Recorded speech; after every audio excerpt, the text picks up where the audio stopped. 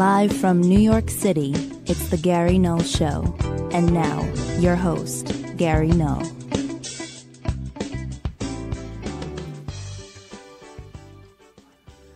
Hi everyone, I'm Gary Null. Today, the latest on junk food and those energy drinks.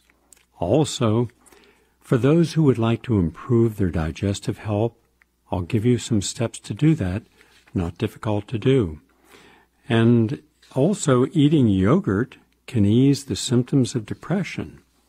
And saffron, a safe and effective treatment for postpartum depression. All these are major university studies, published in peer-reviewed journals, plus from our public health segment today, examples to show how big pharma cares more about profits than people. Paul Phillips' New Paradigm. The guest I'm going to have in the second part of the program is probably one of the most qualified to talk on this topic of anyone, and yet I haven't heard him in any of the media. He is Ray McGovern. He is going to talk about the liberal democratic establishment and the memo. Why is he so qualified? Because he was in the CIA as an analyst for 27 years, under 7 presidential administrations. Also, he was responsible for preparing the President's Daily Brief, which is a one-on-one to President Ronald Reagan's most senior national security advisor. So he was in the loop on everything, and he had a specialization in Russia. So we're going to talk with him about who's right about the memo. Is it a big nothing?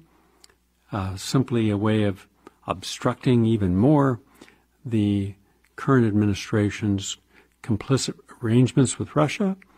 Or is there no arrangements with Russia, and they are complicit in doing a cover-up of their own misdeeds?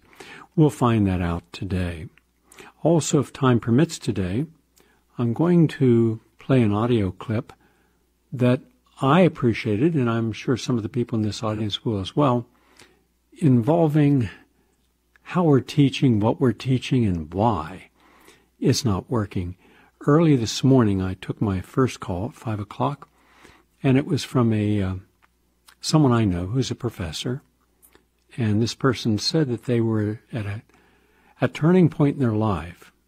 They have virtually spent their entire adult life in academia, but are now so fed up because most students, don't want to study.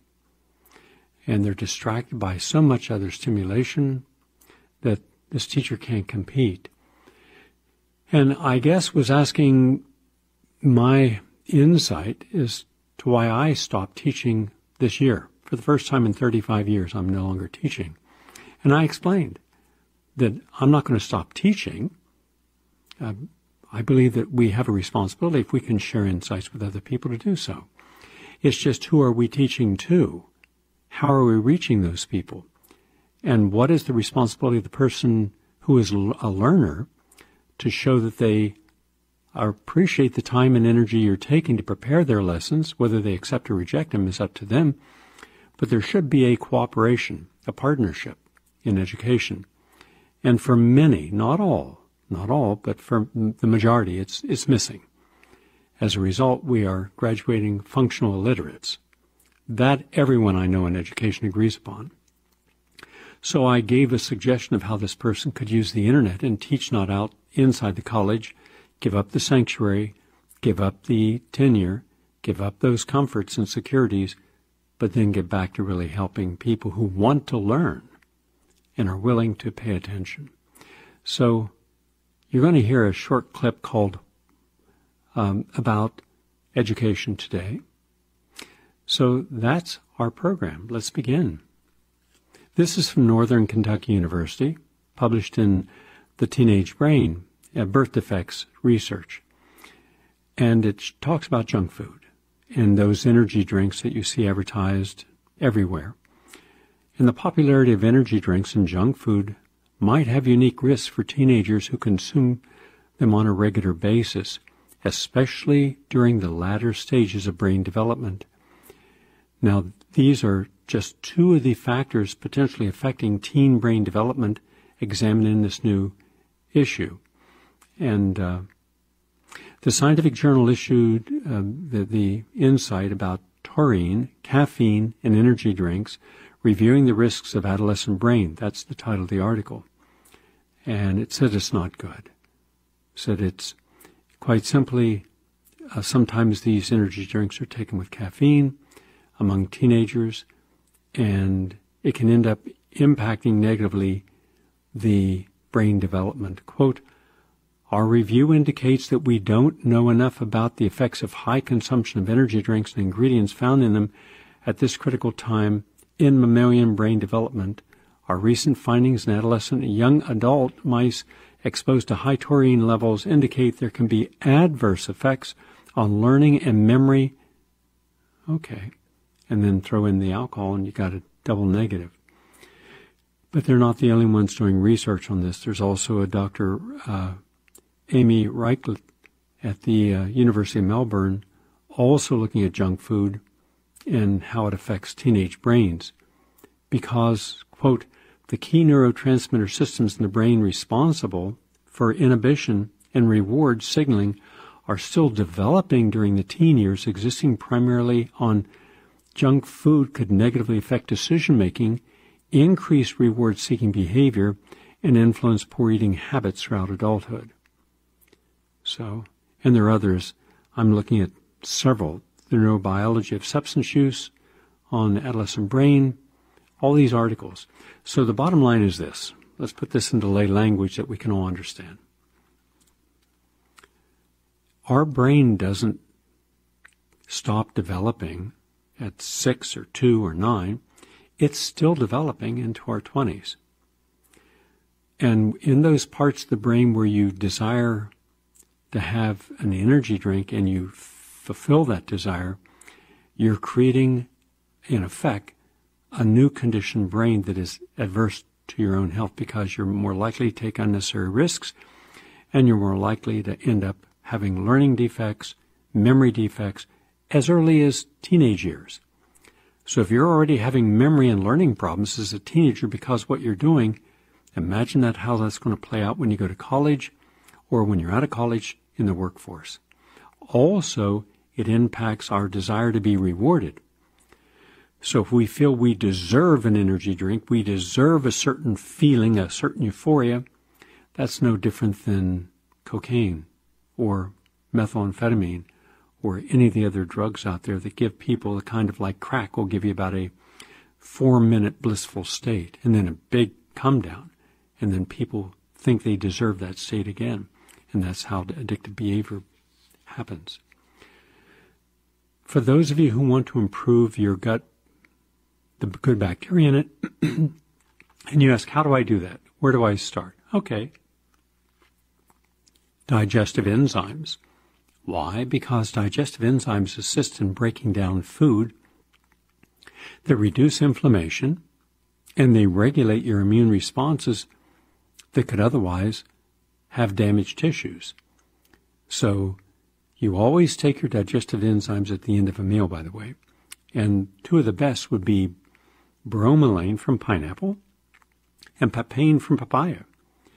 So nice would be a cup of papaya and pineapple combined that you eat at the end of a meal.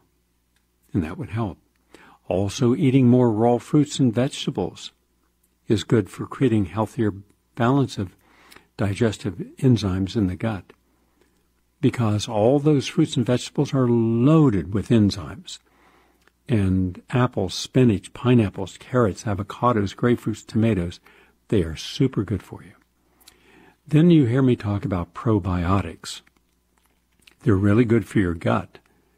Now, naturally occurring gut bacteria, such as the bifidobacteria and lactobacillus, enhance intestinal barrier function and help to suppress bad things, the pathogens, the viruses, the yeast, the molds. And friendly good bacteria strengthens your immune system, enhances good digestion. Also, by having more fiber in the diet, I suggest between 40 and 50 grams a day. Exercising every day also is a part of that. So exercising, drinking lots of good, clean water, and purify your water, but get clean water. Water out the tap is not clean. Eating more fermented foods would be terrific. And right now, the pickled vegetables, this raw sauerkraut, the miso soup, the tempeh, the yogurt, the kefirs, kombucha, those are all good. And chew your food, ideally 20 times per mouthful. Take your time, and remember, anytime you take antibiotics, they're going to destroy your good bacteria and colonize bad bacteria. And also there was a article from University of Virginia about eating yogurt and how that could ease the symptoms of depression. That's because the makeup of the yogurt, and that would include not just dairy yogurt, but also vegan yogurt. And it also has good probiotics. And once again, there's many studies showing a relationship between good bacteria in your gut and a reduction in symptoms of depression. Saffron. Most people don't use saffron for some reason it's so expensive. If you ever see it, it looks like a little orangish piece of thread. It's about even thinner than thread. And that little herb is one of the most powerful healing herbs in all of nature. And Mashhad University of Medical Sciences did some research on this, especially for postpartum depression, meaning the mood disorders that affect as many as 1 in 7 new mothers.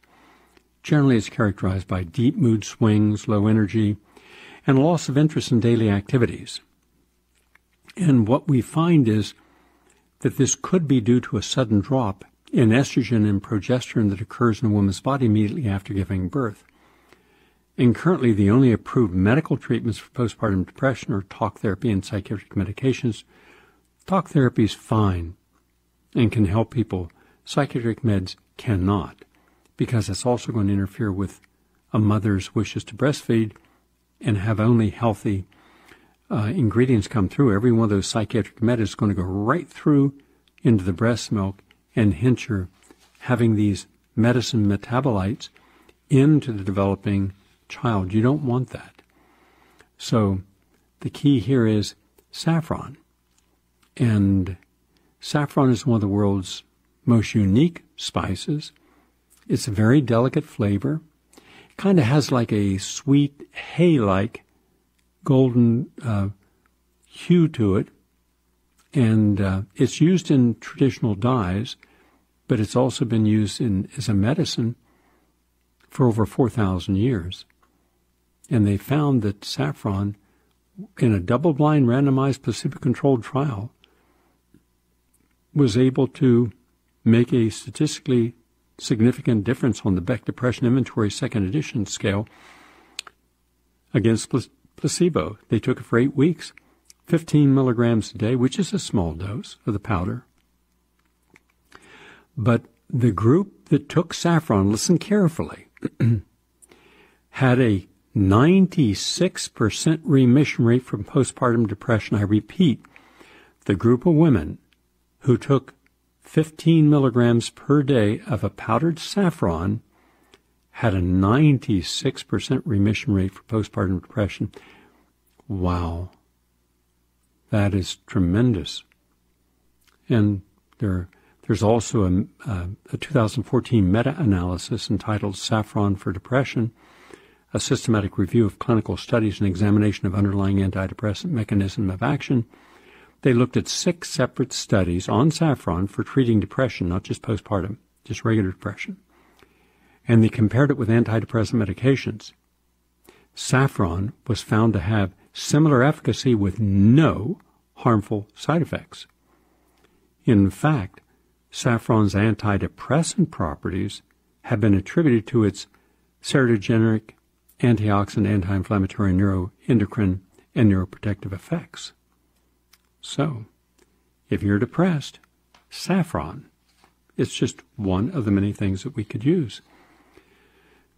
Also, this goes against what the latest 2 generations of parents have been told, and that is encouraging risk-taking in children can reduce the prevalence of childhood anxiety. This is from Macquarie University for Emotional Health in the Netherlands.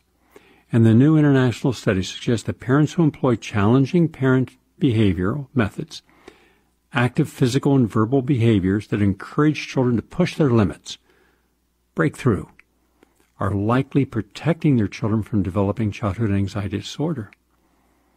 And that's important, especially in preschool-age children, and show that the parents who scored higher in their methods, encouraging their kids to push their limits in all areas, to a greater extent had children who were less at risk of exhibiting anxiety disorder symptoms. So, something to think about, because we have over-coddled, we have over-encouraged kids not to take risks, instead to play it safe. And certainly there are good reasons for not doing anything that could harm someone. But we're talking about challenges in all areas, like how about challenging a child to clean up their room every day, make their bed every day, to make sure that they're putting everything away, that when they study, challenge yourself. Go the extra half hour of sitting there reading before you stop reading. Challenge yourself. Make a new friend. Make a friend of a person of a different race, a different ethnicity, someone that challenges the social constructs of your own belief systems, that they have to be very similar, if not identical, in their religion or their politic to you. In other words, let kids who have no problems commingling and accepting everyone. Kids don't care what color you are, what your background is, what your religion is. They just find everything curious and interesting. They still want to be your friend. There was once a statement, it's been attributed to Einstein, but I don't believe I can't find yet where he said it, that all children are born geniuses, and then our educational system controls the kids so much that they lose that capacity for the adventure of continuing to create, especially if you're made to feel that everything you do is an unnecessary competition and you never want to feel bad. Hence, you should be rewarded for just showing up in life. Well, who's going to take a risk?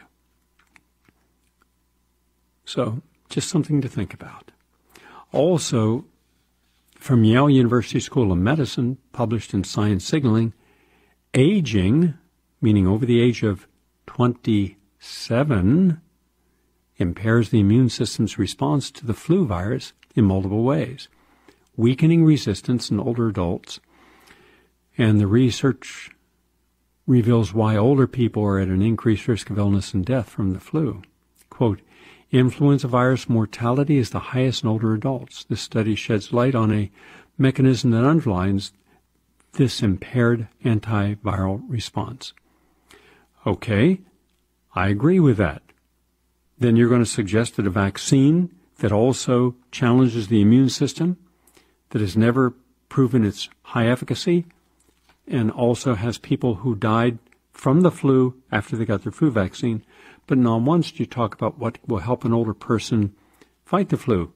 Vitamin D, omega-3 fatty acids, quercetin, which has strong antiviral activity, vitamin C, black cumin seed oil, bee propolis, olive leaf extract, wild oregano oil, echinacea, paudiarco, astragalus, manuka honey, green tea. All of those are known and proven to stimulate the immune system. That would have made the difference if they had used that insight.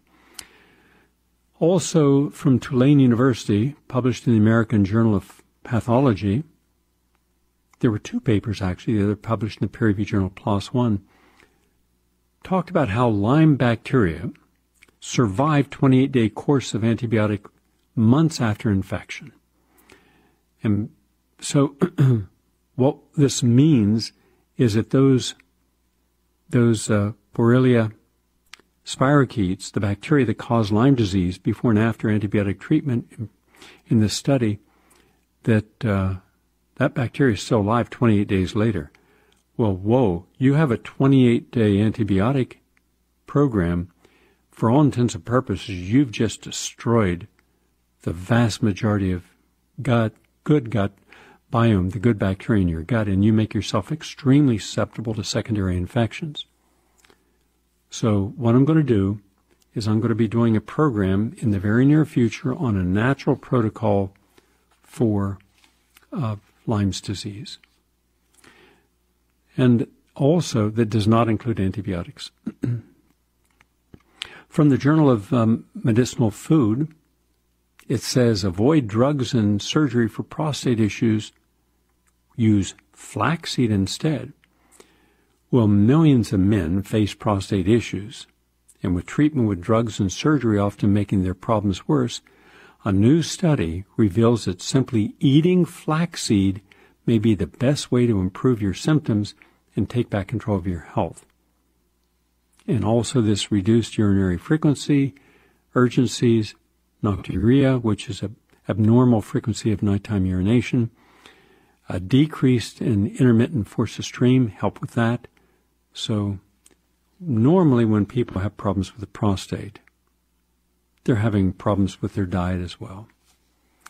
And so this is just suggesting in this randomized, double-blind, placebo-controlled study, 3 groups of men, 45 to 75, with newly diagnosed BPH and an American Urological Association symptom index score of 13, were given either placebo or a low or high dose of lignin, Lignin, rich flaxseed hull extract. I would have done it differently. I would not have given that. I would have given the flaxseed oil. Boy, did they miss this. But here's the irony. They missed it and they still ended up good. So they end up with 500 or 1,000 milligrams. That's just half a gram or a gram. That's tiny, of the lignans. Quote, in this study, supplementation with flaxseed hull extract provided greater relief than placebo in obstructive symptoms of BPH, such as sensation of incomplete bladder emptying, stopping and starting while urinating, weak urinary system, and straining while urinating. So it's supported a substantial, significant increase in improvement. What do you think would have happened if they had used the flaxseed oil? But I'd have gone one better than that. I would have done, because I've worked with so many men with prostate conditions, one much better and much higher dose. A teaspoon of flaxseed oil, a teaspoon of coconut oil, and a teaspoon of the olive oil, and then a teaspoon of black cumin seed oil. Those 4 together, wow, an enormous difference. That's the latest on health and healing. We're 23 minutes into our program. We're going to take a break and come right back. Please stay with us.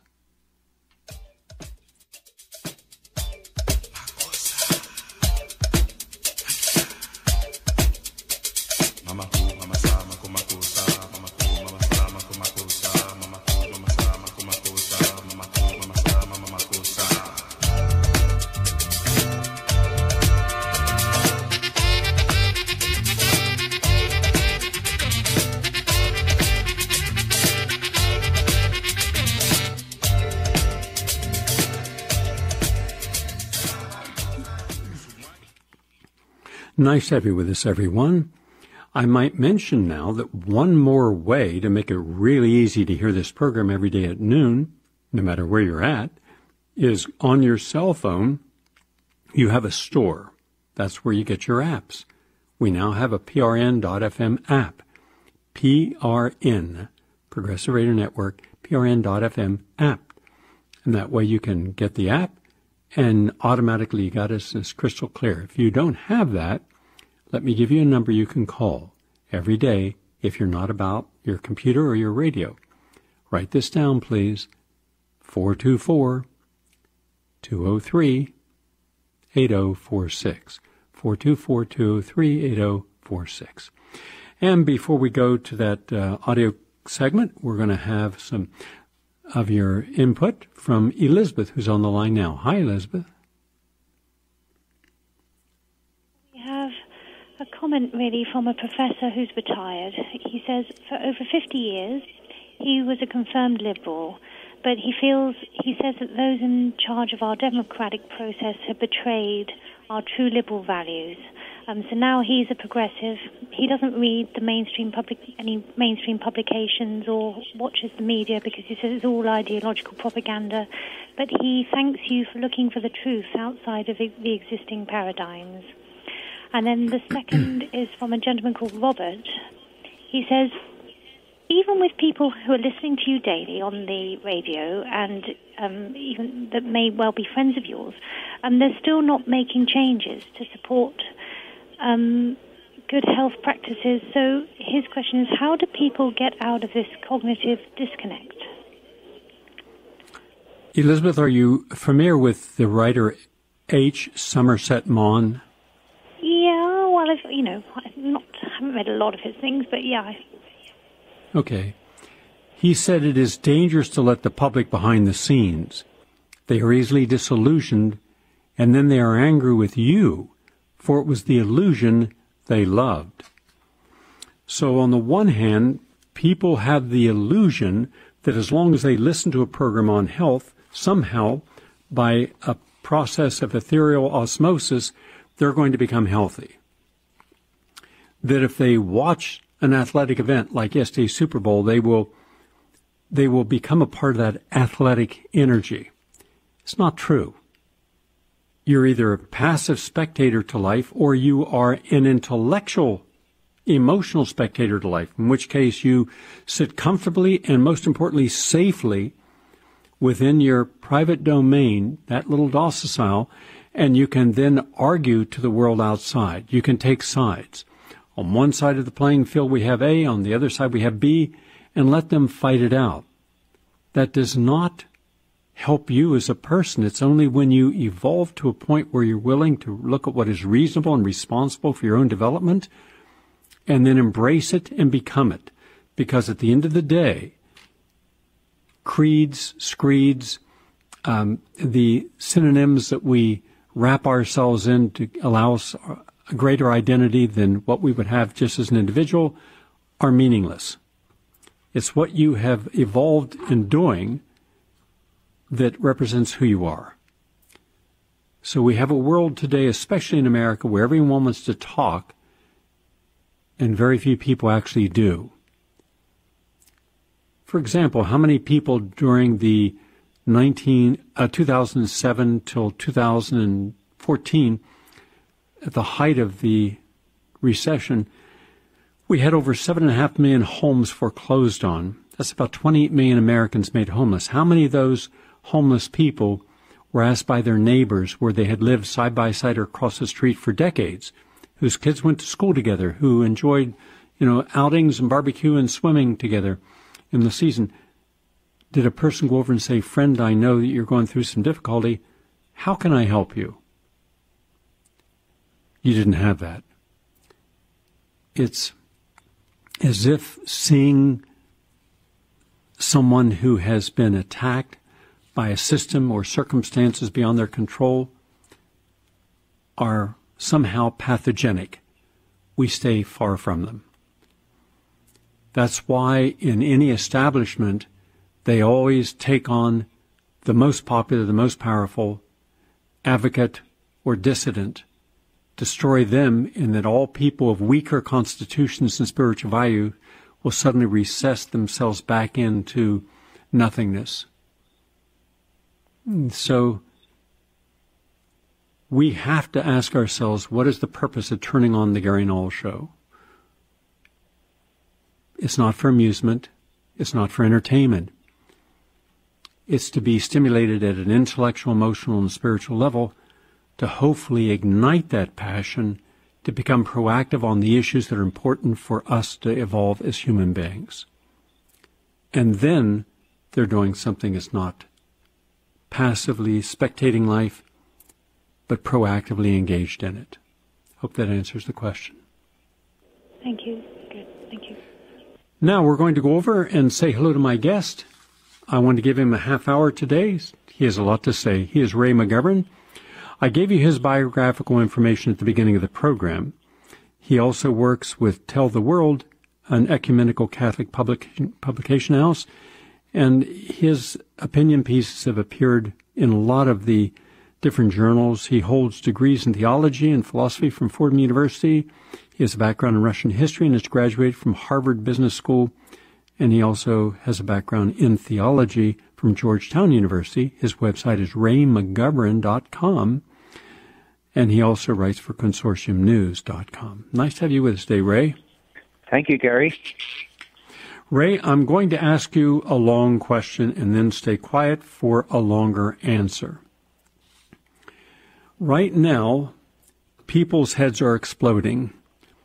The corporate left, and I want to identify the corporate left as singularly and separate from the historical true liberal, as I would do the same for the historically true conservative versus the Republican Party.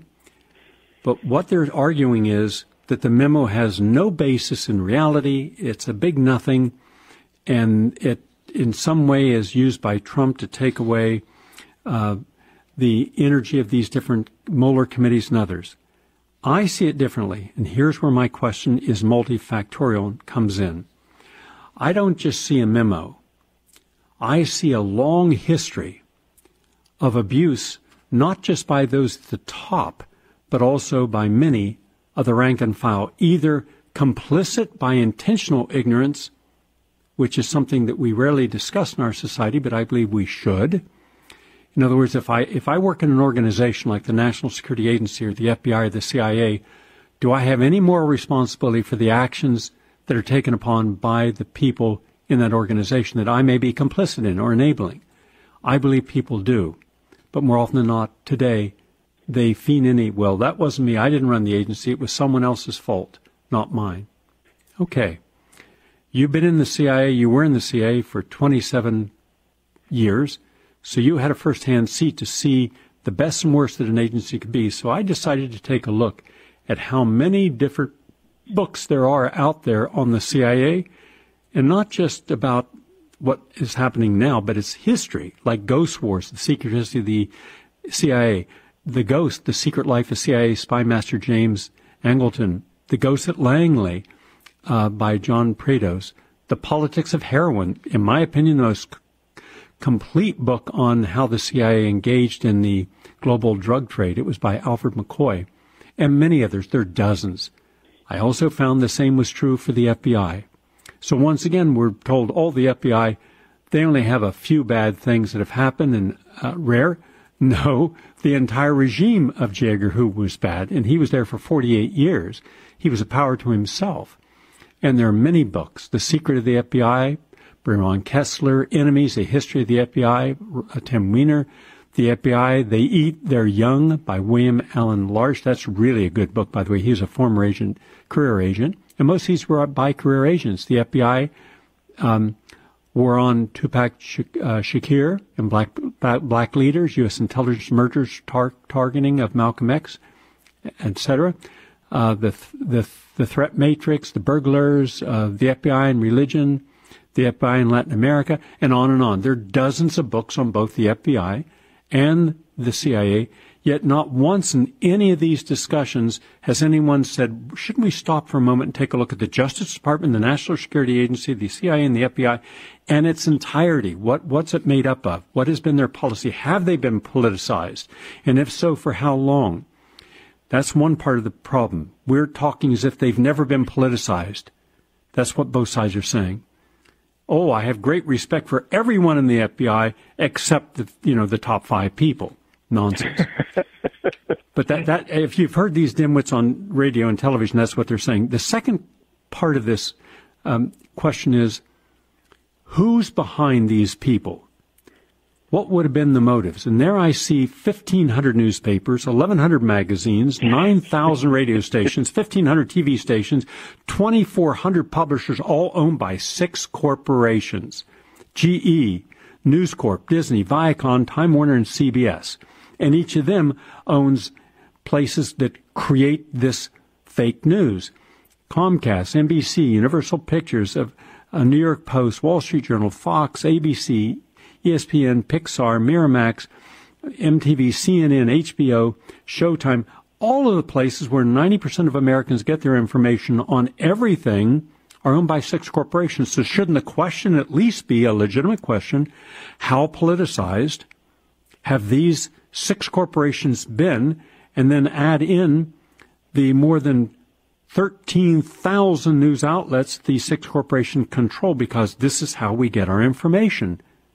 And lastly, why is it no one's actually asking what I consider the most important question, and that is, in the last election, if Clinton had been elected and everybody had bet that she would be, do you think that any of this would have come up today? Would there have been a change in our foreign policy with respect to Israel, with Saudi Arabia, that we just learned today, along with the United Arab Emirates, last June was going to invade Qatar? Qatar just announced that this morning when his foreign minister was talking about how close they came to being invaded. We would have supported Saudi Arabia in that invasion. That would have been one major problem in the Middle East.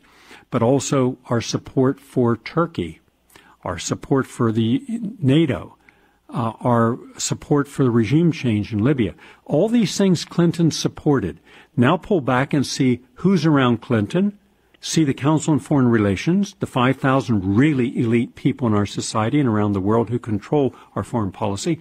Then you look at the 400,000 corporations that are involved day to day in making money if a Clinton or another person with that same mindset, a neocon, is in power, who can be predictable, who can work with you, who you can do deals with.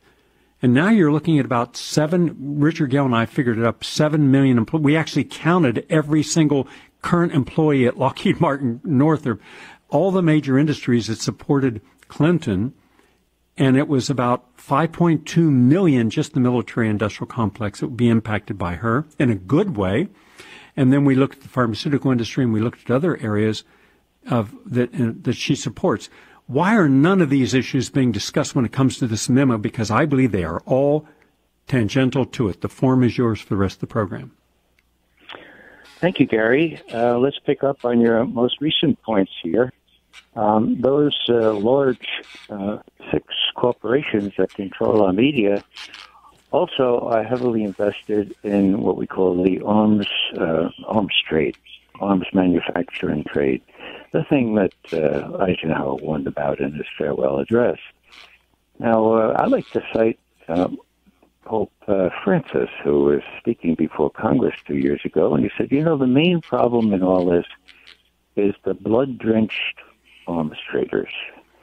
And all the congressmen and senators get up and everybody clapping and clapping. And if you look closely, you can see some of them looking into their vest pockets, make sure that the envelope from Lockheed, the most recent one, Bracier, was still there. It was giving hypocrisy a bad name, So this is at the bottom of this. There are a lot of people really profiteering. I don't say profiting, profiteering on the arms manufacture and trade. And many of those corporations are the same ones that control our media. So you mentioned GE, for example. They're heavily invested in MSNBC, right? So they build jet engines for fighter aircraft. And that's, 80, that and other arms manufacturers, about 70, 80% of their business area. So they have this little MSNBC thing that maybe 10% of their business area, I'm guessing. And so are they going to let Rachel Maddow and anyone else say anything good about Russia? Of course not. I mean, tension, almost war, is very good for business. And the peace or a lack of tension, very bad for business. So the media is a major segment of the problem, Gary, and I say this every time I'm given the platform, and that is that in 55 years here in Washington, you see a lot of change. But there's one change that I've seen that dwarfs all the others in importance, and that is that we no longer have, in any real sense, a free media. That is big. That could not be bigger. And you see them acting now with respect to the Nunes memo. There's a corollary to this, and that is there is a fifth estate. Okay, the fourth estate is moribund. The fifth estate, that's the ether. That's something that allows, by magic of some kind, real information to come into my computer early in the morning, very rapidly. I'm fed surrounded by all kinds of good friends. It's like being in receipt of the operations center at CIA. By 11 o'clock, I'm ready to write, or I'm ready to be interviewed. I'm in the same condition as I would have been at quitting time at Langley CIA headquarters, at 4:30, 5:30 in the evening. You mentioned Langley, and you mentioned folks that don't always tell the truth. You mentioned ghost things about the CIA. Well, I knew some of those ghosts.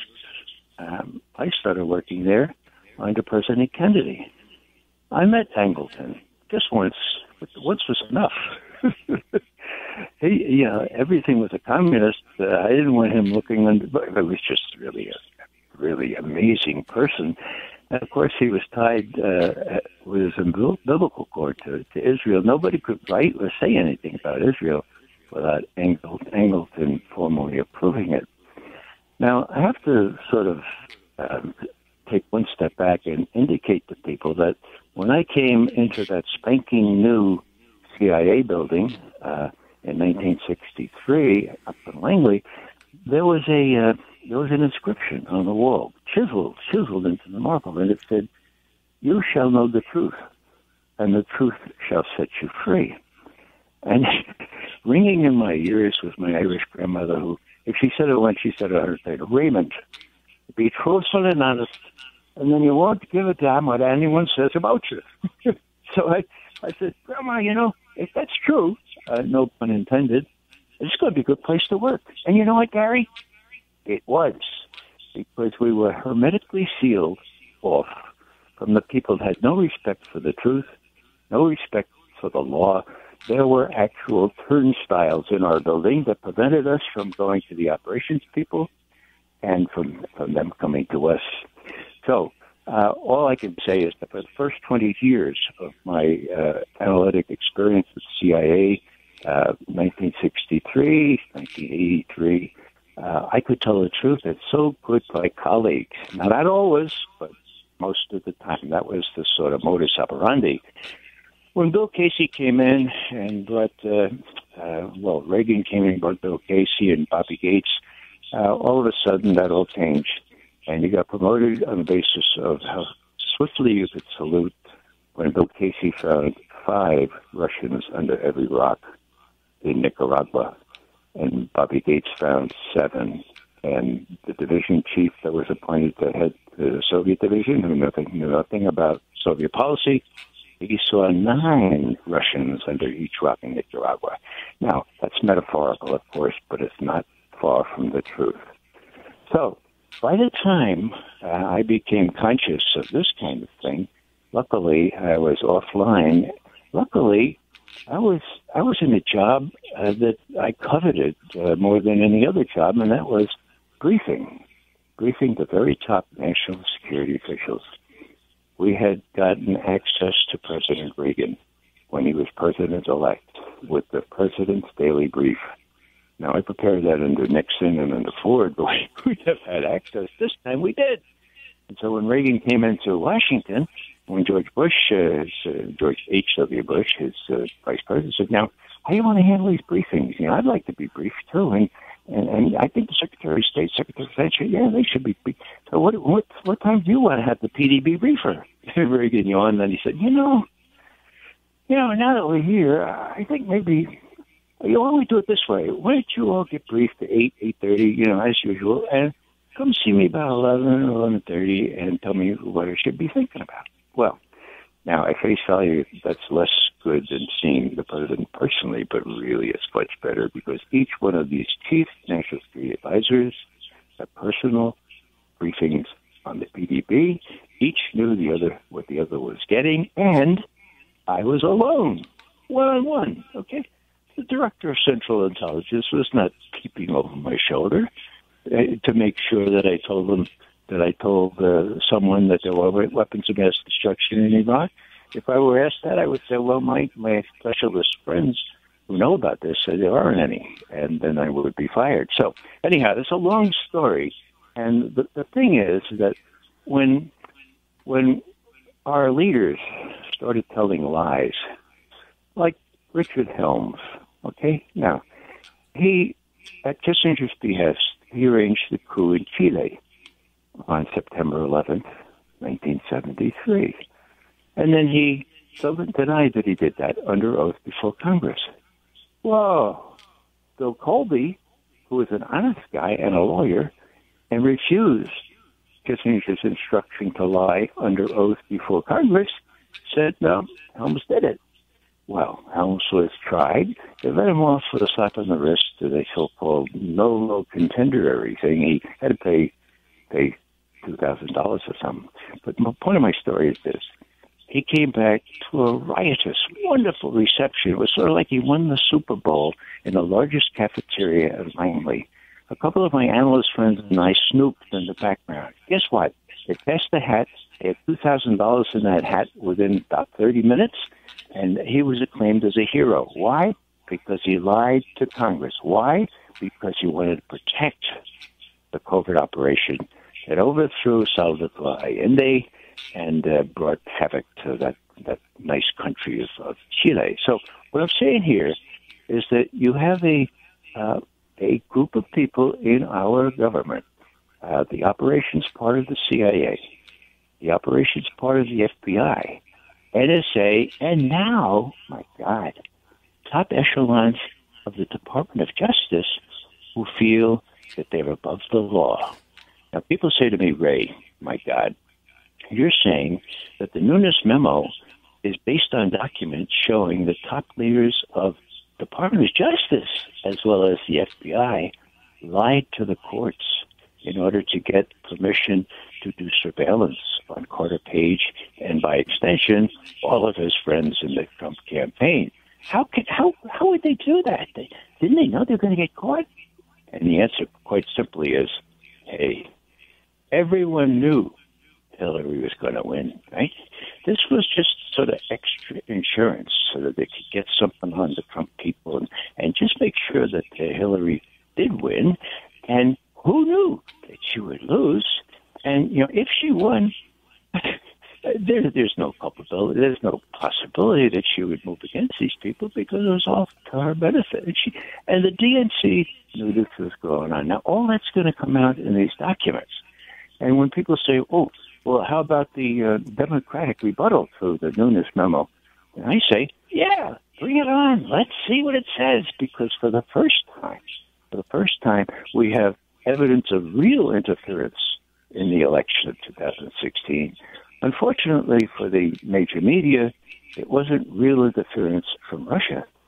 It was real interference from what we call the deep state, the highest levels of the FBI, CIA, and the Justice Department. So let it all hang out. Let's see what it says.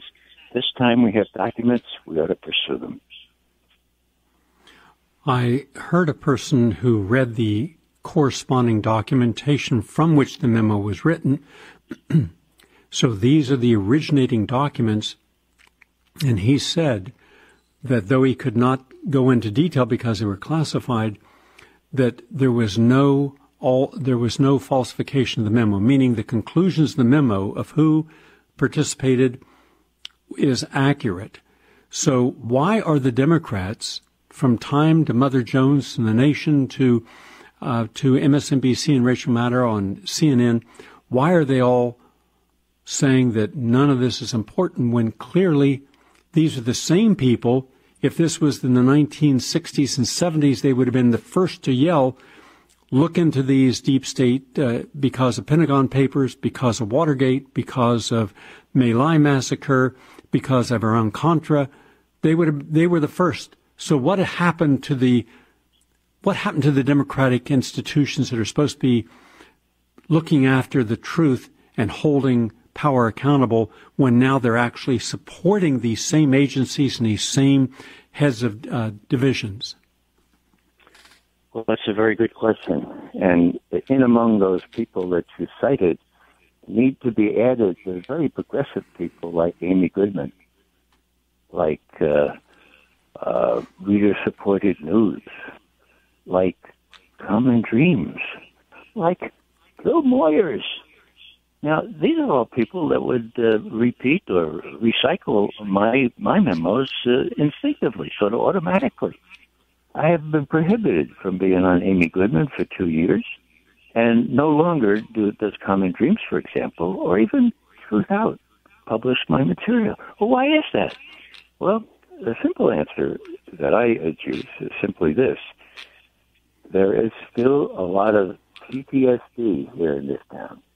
What I mean that after the election, there was such a shock that Hillary did not win that no one could think, no Democrat could possibly think that it was her own fault, okay? Now, no one could even conceive of the notion that nobody trusted her, or very few people trusted her, or that people really thought it was important to keep government secrets and not put them out in unsecured email sort of thing. And other people thought, well, maybe she should have campaigned in those states that she needed to win. So it couldn't have been Hillary. Who might have been? Well, I know it was. It was the Russians. It was the Russians who interfered in our election. And what they did was contrive a legend. The legend went like this. A little chronology is necessary here. June 12th, 2016, Julian Assange of WikiLeaks announces that he has emails pertaining to Hillary Clinton and that he's about to publish them. Whoa. Okay, what happens? Well, that's only 6 weeks before the Democratic National Convention. My God. Oh, if he's got the DNC emails, he knows that Bernie Sanders was cheated out of the nomination very artfully by the establishment in the Democratic Party. Oh, my God, this is awful. What do? Here's what we do. We blame the release. If Julian Assange releases these things before the convention, we blame it on the Russians. And somebody says, well, but it's not the Russians. It's WikiLeaks. That's no problem. We get two for here. We blame it. We say that the Russians gave them to WikiLeaks, so WikiLeaks released them. And if they come out before the convention, that's all. We'll get the major media to focus on why the Russians did this. Instead, Gary, instead of letting them read the memos and show how pure and simple the DNC in cooperation with Hillary Clinton cheated Bernie Sanders out of the nomination. So, if you go back to the way this all evolved, if there's one prime mover of all this, I detest Trump's policies. I have 9 grandchildren who are not going to have clean air or clean water when they're my age. Okay, I think he should be impeached. But my God, not on a lie. So you have Hillary Clinton cheating Bernie Sanders out of the nomination. I think I'm not an expert, but I think he would have won the election. And so who's responsible for us having this dangerous clown in office? Well, you go back to the DNC, Debbie Wasserman Schultz, all those people that quit as soon as the emails came out, and Hillary Clinton. Now, that's a big burden to bear. And that's why nobody wants to bear that burden. But if you look at how it all evolved, that's the way I reconstruct it. And I think that now we'll have the memos that show how the deep state, how the FBI, Comey approved these FISA, these Foreign Intelligence Surveillance Act courts, the petition based on this phony dossier, which he knew was phony. He himself called it unsupported and scholarless. So he approved the application to get surveillance on Carter, this guy Carter, who was a campaign worker. Now, realize, it's not just Carter. It's everybody who's in touch with Carter, everybody who communicates with Carter, and everybody who communicates with those who communicate with Carter. So this is the 2-hop NSA standard. So everybody was monitored, and of course a lot of that stuff was leaked to the press, and so there was interference in the 2016 election. I'm sorry to say there was interference from the FBI Department of Justice, and the CIA, to a lesser extent, NSA. That's what we call the deep state. And what's really interesting now is we have the pundits. We have pundits like, what's his name? Robinson, yeah. Here's the guy who writes for the Washington Post. What's his first name? Eugene. Eugene, right. Here's the headline Saturday. Trump has picked a fight with the FBI. He'll be sorry. Whoa. Now, we know that very early in January, that was January the 3rd, that Chuck Schumer, who is a real veteran, 15 years in the House, 15 years in the Senate minority leader now, he told Rachel Maddow, I used to think that Trump was a pretty smart guy, businessman and all that stuff, but he's made a very, very foolish mistake. And she says, what's that? He says, well, he's taken on the intelligence community, and they have 6 ways from Sunday to get back at you. So he did something really foolish. Now, my God, Gary, what does that mean? Is he saying that the President of the United States should be afraid of the intelligence community? Well, that's precisely what he's saying. And what did Rachel say? Did she say, tell me about that? She said, well, I think we're going to break down. So that was the 3rd of January. On the 6th of January, these 3 people representing the deep state, the head of the FBI, Comey, the head of the CIA, Brennan, and the head of NSA, Rogers, present this fact-deprived memo saying, Alexander Putin himself interfered in the election by hacking, okay? And then, appended to that, Comey says, John Brennan and Rogers, would you just leave now? Because this is very, very, very kind of sensitive. Then he gives Trump this memorandum, which claims that Trump was cavorting with prostitutes in Moscow, that he was lying in the bed where Obama and his wife slept while prostitutes urinated on the bed, and all this stuff. And Comey gives this to the president. I said, "No, Mr. President, this is very scurrilous, and I'm not sure it's really supported by. But the president's going to. We just want to let you know that we have this, Mr. President." Whoa, what's that all about? That's all about what the FBI does to incoming presidents. We just want to let you know, Mr. President, that we have this stuff. If I were Trump, I would have fired him on the spot. Instead, he waited some time.